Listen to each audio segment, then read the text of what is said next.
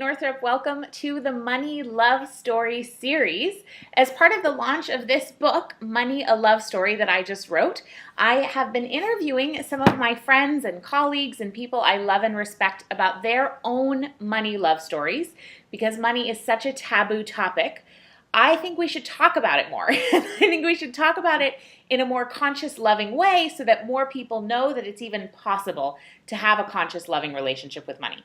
And today I've invited my friend Dr. Karen Wolfe from Southern California to share her money love story. So thank you, Karen, for coming. Oh, you're welcome, Kate. It's a pleasure. So Karen actually has her MD, and she was an Australian physician and then moved to the United States for love and has become an advocate of wellness. She's the author of several books. Most recently, Is Your Lifestyle Killing You? She's an international speaker, and she's a diamond director with USANA Health Sciences. We've both partnered with that company. And she's absolutely incredible. She used to be a competitive swimmer. I mean, she has adorable dogs. So they Karen, might make a noise too. I know, we know. might hear Who them, and knows? that'll be fine. So, Karen, I want to start off by asking you, what did you learn about money growing up? What did you witness? Oh, well, my dad was quite an entrepreneur, and I think what I learned about money was there was no gain without pain. And as a swimmer, of course, I learned that too, so I had that reinforced. But he worked really, really hard. He started out as a wholesale butcher. You don't see many of those these days, but of course I was in Australia. He got up at 4 o'clock in the morning. He worked hard. He was tired. So money, it was hard to get, I would say. And so when you got it, you held on to it. So I opened a savings account very early, and I love to save money. So I think there wasn't a fluidity about it. It was more about getting it and holding on to it than spending it. And you had to work hard. And then I think that potentiated in my swimming career. And then, of course, I did medicine, so that potentiated that too. So luckily I've changed my ways. But that was my first experience. Yeah, you must work hard to get it. Yeah. And then as you grew up, left the house, went to medical school, started your practice, and did all those things, how do you think that those initial learnings about money and the no pain, no gain philosophy, did that affect you as you were out on your own as an adult, or was it another experience that you had with money? Well, yeah, I worked hard. And I made money, and I became very independent. So being financially independent as a woman has always been really important to me, regardless of what relationship I'm in. So I learned that from my dad. You work hard, you make money, you take care of yourself, you pay your bills. So I was very responsible around money. And that's not a bad thing. I've never really talked about it before until I've kind of thought about it now, which is what's so great about your book. But it's very responsible. Okay. Now, I've only known you, I've known you a while, but probably 6, 7 years, something like that. Yeah, come on, 8, 9. Maybe. Who knows? I don't know. But anyway, it's been in the time after you were a physician and in the time after you moved to the States, and I've witnessed kind of an ease with you in business and having good boundaries and kind of knowing when to stop. And so I don't know if that's just on the outside or if that's true going all the way through. I imagine it is, that there seems to be a relaxation and a pleasure and a joy when it comes to business and making money, and you're good at making money.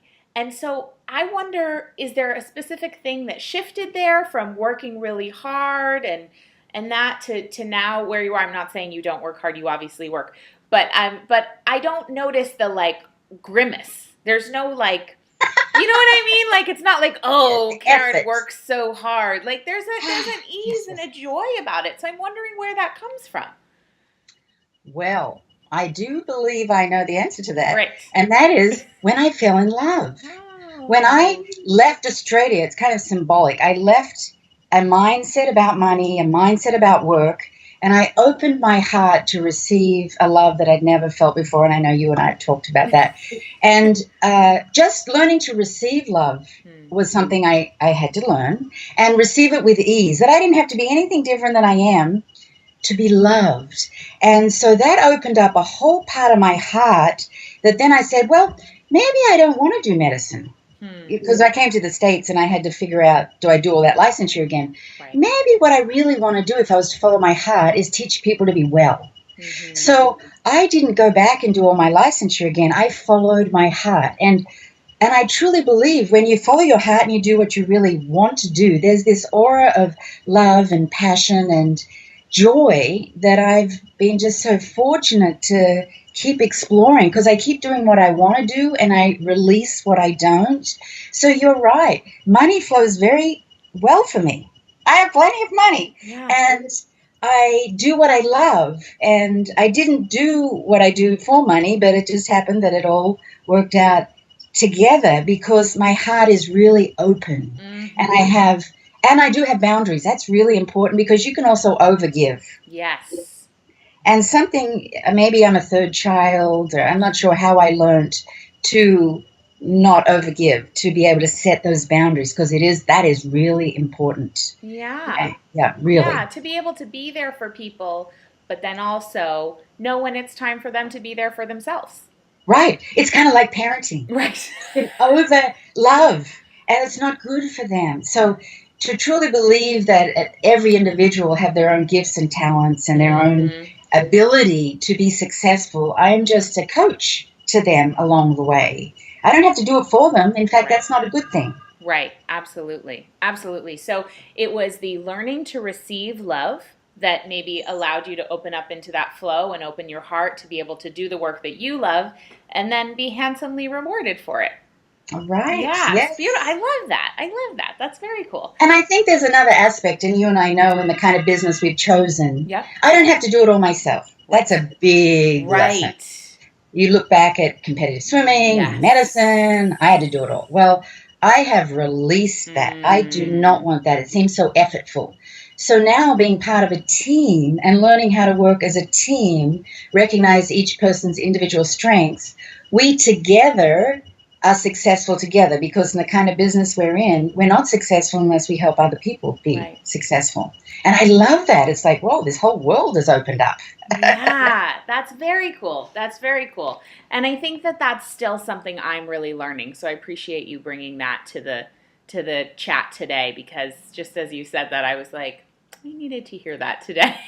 So thank you. Well, a lot of it comes from really believing that I don't have the answers for anybody else. And that my journey is my journey. There's no, it's unique. And being a parent has really helped me. So when you have your little ones, Kate, it's being willing to let them go, even though you're kind of scared for them. You don't know if they'll. But the best gift we can give others is to let them fly and learn themselves. And just be there in case they come and ask and want some coaching. Yeah. And that really lends itself to what I talk about in the book and what we talk about in our USANA businesses, which is freedom. Because freedom comes from being dispensable, right? And you're talking about dispensability, letting people figure it out for themselves, just guiding them along the way, but eventually getting them to the point where you don't need to be there, whether it's your child or whether it's somebody in your team. Exactly. So yes, yeah, it's a really great piece. You've left an imprint. You've left. Well, it's like mentorship. I've done it. I'm successful, and one of my big goals is to support other people to be successful like I am. Not the same way, but to be able to follow what you really love to do, to make lots of money, to be of service to the world, give back, and to be in the flow of money. There is a flow that it's not effortful. There's a give and take and allowing of it in your life. I love that. I love that piece. And, nobody else has touched on that in this series, that financial flow, believe it or not. So thank you. I know what's been so fun is like all the unique bits that come out.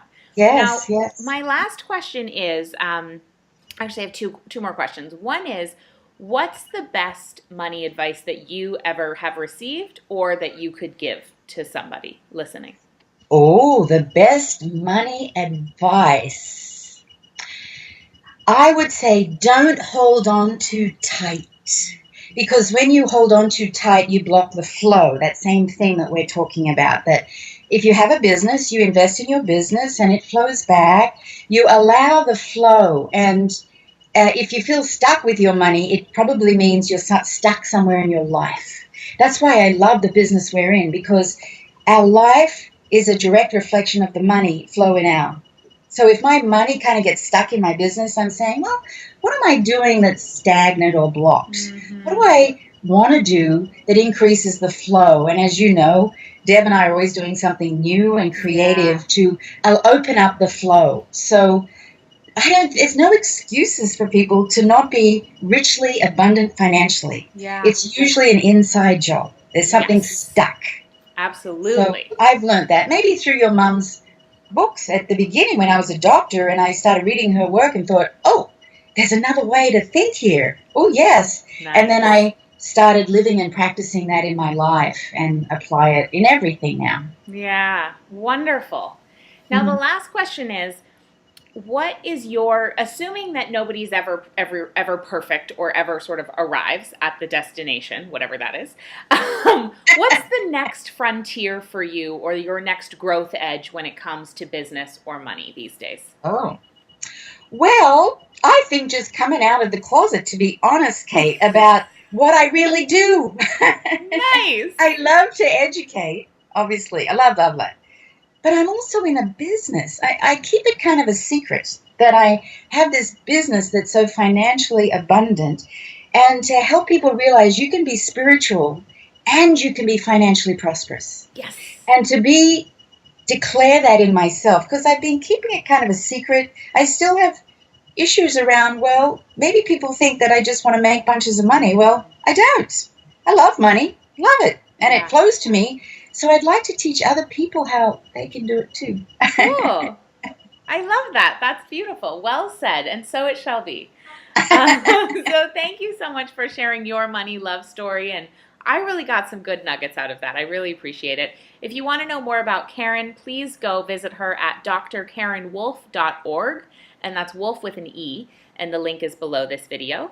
And if you want to know more about Money a Love Story, head over to moneyalovestory.com. There are more interviews there, and you can also get access to a free online event called A Course in Having Enough that I'm teaching with Marianne Williamson, Barbara Stanny, and Amanda Steinberg, founder of dailyworth.com. Hey, Kate. So thank you, Woo! Karen. I so appreciate it.